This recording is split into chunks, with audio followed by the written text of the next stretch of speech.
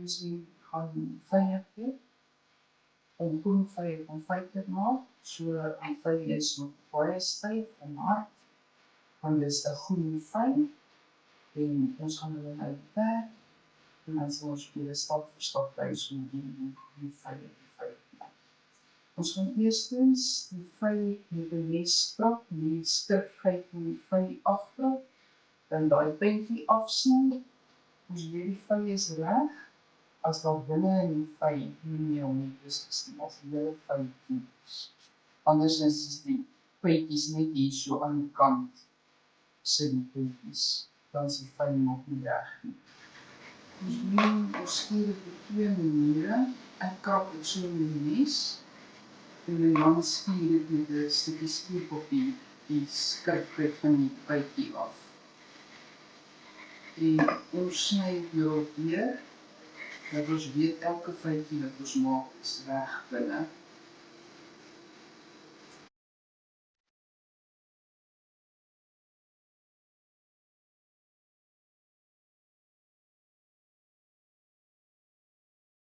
Die vye is nou gewas en skoon en geweeg. Dis 1 kilogram se vye. Ek gaan nou hier 'n skoon water gooi. Genoeg water dat ons die stroop met hierdie water kan maak, wat waarin die vye dan kook. So ek gaan nou genoeg water hier ingooi, op die stoof sit, op die kookpunt, dan gooi ek die vye in, en dan kook ek die vye vir 20 minute. Die water kook nou.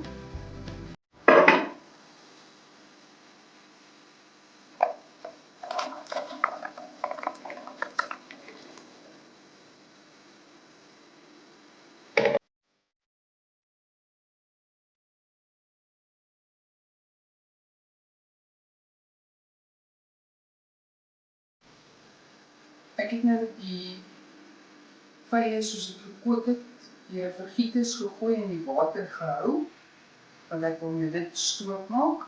Ek gaan nou 9 koppies water afmeet.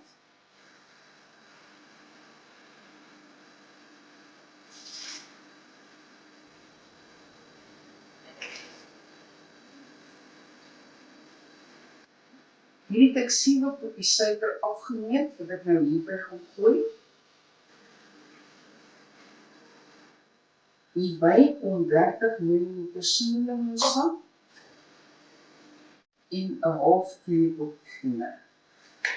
Nou gaan ek dit weer op die stoof sit en tot kookpunt bring en loer tot die suiker gesmelt is, en dan gaan ek nou die warm vye hierby in. Dit gaan tussen 'n halfuur, dit moet redelik vinnig kook, so dit gaan van 'n halfuur tot 2 ure, tot die stroop, wat ons julle sal wys wanneer die stroop reg is, gaan dit kook. En jy net sien die goede lyk, die skyn lyk anders as wat ek nou gelyk het. So die baie water het weggekook, hierdie is nou basies net sterk suikerwater. En mooi glansend is dit. So, ons kan nou begin inskiet.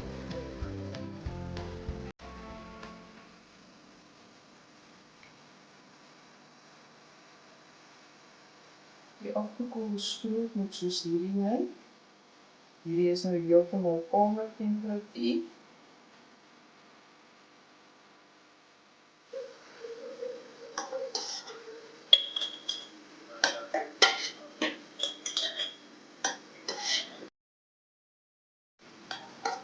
Omdat dit nou klein goedjies is en elkeen met sy gaatjie kry en nie so baie stroop nie.